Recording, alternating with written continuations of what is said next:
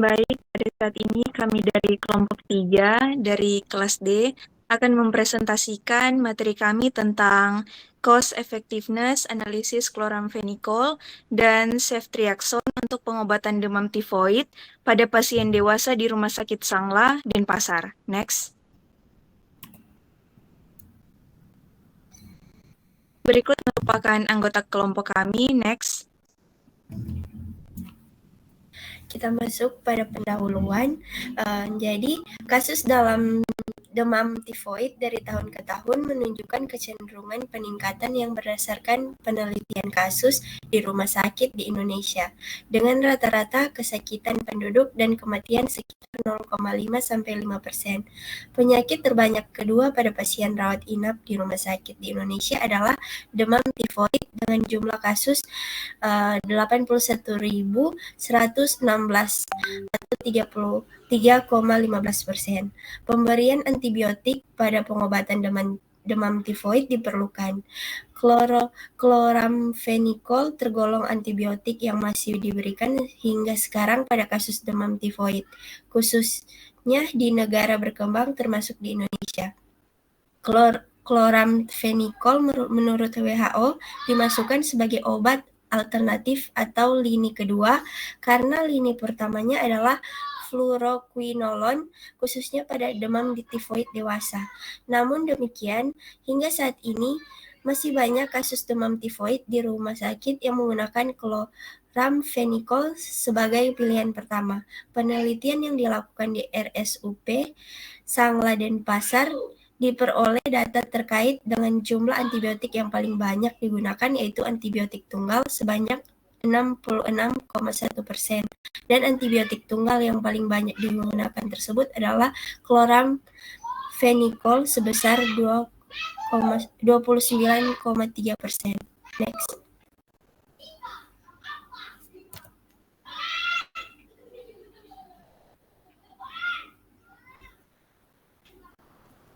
Untuk rumusan masalah sendiri, yang pertama itu bagaimana perbandingan efektivitas antara ceftriaxone dan chloramphenicol dalam pengobatan demam tifoid pada pasien dewasa di Rumah Sakit Sangla Denpasar. Dan kedua, apa saja faktor-faktor yang mempengaruhi biaya pengobatan demam tifoid dengan ceftriaxone dan chloramphenicol. Yang ketiga itu seberapa besar pengaruh penggunaan ceftriaxone terhadap lama rawat inap dan waktu pencapaian suhu normal pasien demam tifoid. Yang terakhir itu bagaimana implementasi penggunaan ceftriaxone dalam praktik klinis dapat mempengaruhi biaya perawatan dan hasil pengobatan pasien demam tifoid di rumah sakit. Next. Selanjutnya, kita masuk dalam metode penelitian. Pada penelitian ini, metode yang digunakan adalah CEA dengan outcome klinis yaitu lama rawat inap dan waktu bebas demam. Data dianalisis menggunakan independent sample test, di mana sampel pada penelitian ini adalah bagian dari populasi yang memenuhi kriteria inklusif dan kriteria injeksi yang diambil dengan metode total sampling. Besar sampel ditentukan berdasarkan lamanya periode penelitian. Penelitian dilakukan selama bulan April 2018 sampai dengan Juli 2018. Variabel bebas dalam penelitian pertama ini adalah jenis pengobatan, yaitu terapi dengan menggunakan chloramphenicol dan terapi dengan menggunakan ceftriaxone. Variabel tergantung dalam penelitian ini adalah total biaya atau cost pengobatan dan effectiveness pengobatan. Pengumpulan data dilakukan secara retrospektif dengan pengambilan data biaya rumah sakit dan data rekam medis pasien demam tifoid di RSUP Sangla Denpasar yang akan digunakan sebagai sampel penelitian.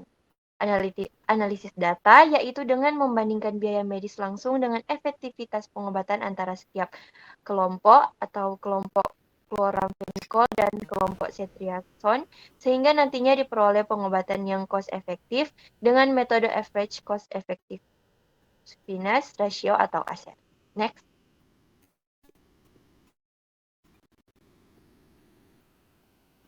Selanjutnya kita masuk pada bagian hasil. Di sini ada tabel tentang distribusi frekuensi karakteristik subjek penelitian.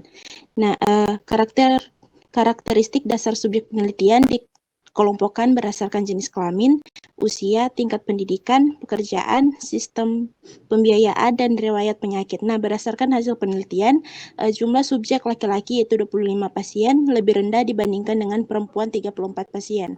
Nah, untuk kelompok ceftriaxone, sedangkan pada kelompok chloramiphenicol, baik subjek laki-laki maupun perempuan jumlahnya sama, yaitu 18 pasien. Nah, berdasarkan kriteria umum pasien, pada penelitian ini didapatkan bahwa pasien demam tifoid terbanyak pada rentang umur 18-25 tahun dan 26-35 tahun. Sedangkan yang paling sedikit pada rentang umur yaitu pada umur 46-60 tahun. Baik dari kelompok chloramphenicol maupun ceftriaxone. Nah, hal ini sesuai dengan penelitian demam tifoid yang dilakukan di Sleman, di mana demam tifoid termasuk salah satu dari 10 besar penyakit yang diderita orang dewasa pada umur 25-44 tahun. Berdasarkan pekerjaan, buruh, petani, dan nelayan cenderung mempunyai resiko demam tifoid sebesar 1,4 kali dibanding kelompok ibu rumah tangga. Nah, hubungan pekerjaan dengan resiko demam tifoid lebih banyak dilihat berdasarkan kemungkinan ketetapan khusus derajat keterpaparan dan resiko menurut antisitasnya. Nah, setiap pekerjaan memiliki resiko yang berbeda, oleh karena itu resiko penyakit juga akan berbeda pula. Nah, berdasarkan tingkat pendidikan terhadap terjadinya demam tifoid, maka dalam penelitian ini dapat dikatakan bahwa semakin tinggi tingkat pendidikan, maka seseorang tersebut semakin baik dalam hal menyikapi suatu masalah. Next.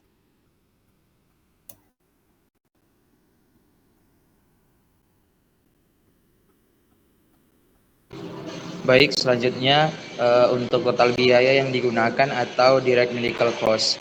Nah, untuk total biaya yang digunakan yaitu untuk biaya medis langsung terbagi menjadi 5 biaya yang digunakan, yaitu ada antibiotik, kemudian pemakaian kamar, kemudian tindakan, dan juga administrasi. Pada penggunaan biaya medis langsung di antibiotik, untuk kelompok obat chloramphenicol menghabiskan biaya sebesar 75,474 juta 74 rupiah, dan untuk kelompok ceftriaxone menghabiskan biaya sebesar 115 juta 56 ribu rupiah. Dan untuk biaya pemakaian kamar pada kelompok chloramphenicol menghabiskan biaya sebesar 1.726.666.067 rupiah, dan untuk kelompok ceftriaxone menghabiskan biaya sebesar 1.145.169.049 rupiah. Untuk biaya laboratorium pada kelompok chloramphenicol menghabiskan biaya sebesar 420.222.022 rupiah, dan untuk kelompok ceftriaxone menghabiskan biaya sebesar 73,21 ribu rupiah.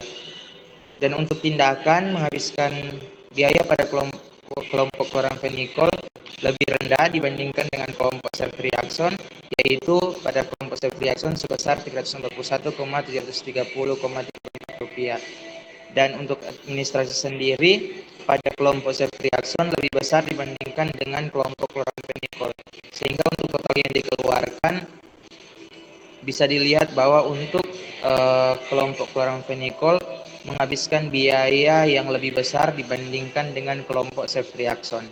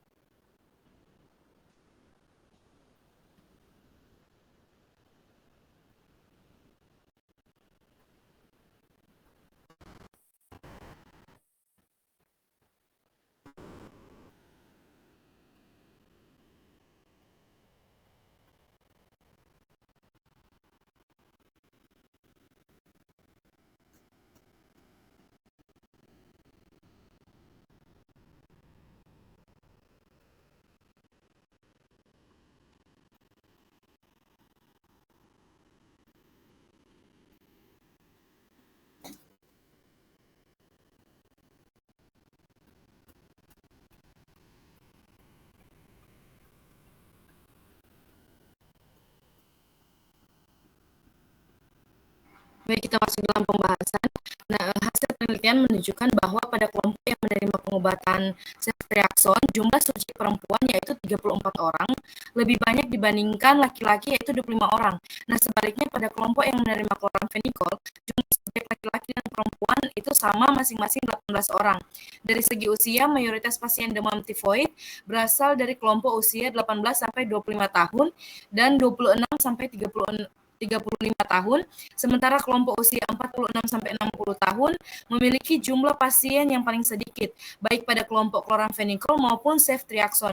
Temuan ini sejalan dengan penelitian sebelum di Sleman yang menunjukkan bahwa demam tifoid merupakan salah satu dari 10 besar penyakit yang diderita oleh orang dewasa berusia 4 tahun. Dari sisi pekerjaan, yaitu buruh, petani, dan nelayan memiliki resiko terkena demam tifoid sebesar 1,04 kali lebih tinggi dibandingkan ibu rumah tangga. Risiko ini ditentukan oleh derajat keterpaparan terhadap lingkungan kerja dan intensitas kontak dengan sumber penularan. Nah, setiap jenis pekerjaan memiliki tingkat risiko yang berbeda, sehingga peluang terkena penyakit juga bervariasi. Selain itu, penelitian ini juga menunjukkan adanya hubungan antara tingkat pendidikan dan risiko terkena demam tifoid. Semakin tinggi tingkat pendidikan seseorang, semakin baik ia dalam memahami dan menangani masalah, termasuk menjaga kesehatan. Hal ini menunjukkan pentingnya edukasi kesehatan dalam pencegahan penyakit. Kepesertaan pasien dalam program Badan Penyelenggaraan Jaminan Sosial yaitu atau BPJS dipengaruhi oleh beberapa faktor seperti pengetahuan mengenai BPJS, referensi dari orang lain, serta motivasi pribadi untuk bergabung. Dan pengetahuan yang baik BPJS serta adanya dorongan dari lingkungan sekitar dapat meningkatkan keinginan masyarakat untuk menjadi peserta BPJS. Next.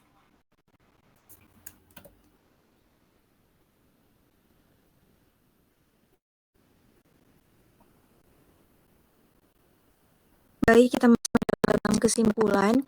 Nah, dari penelitian ini menunjukkan bahwa penggunaan ceftriaxone sebagai terapi untuk demam tifoid pada pasien dewasa di Rumah Sakit Sanglah dan Pasar lebih cost efektif dibandingkan dengan kloramfenikol.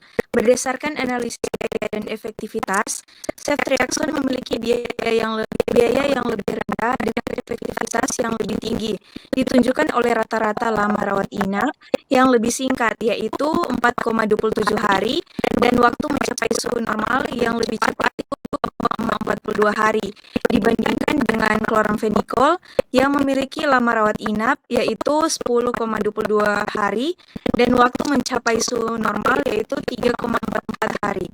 Nah, effectiveness ratio atau ASER menunjukkan bahwa meskipun biaya harian untuk ceftriaxone lebih tinggi, efektivitasnya yang lebih baik menjadikannya pilihan yang lebih menguntungkan dalam pengobatan demam tifoid.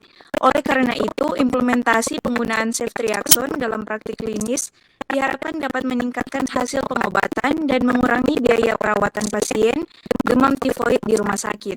Next.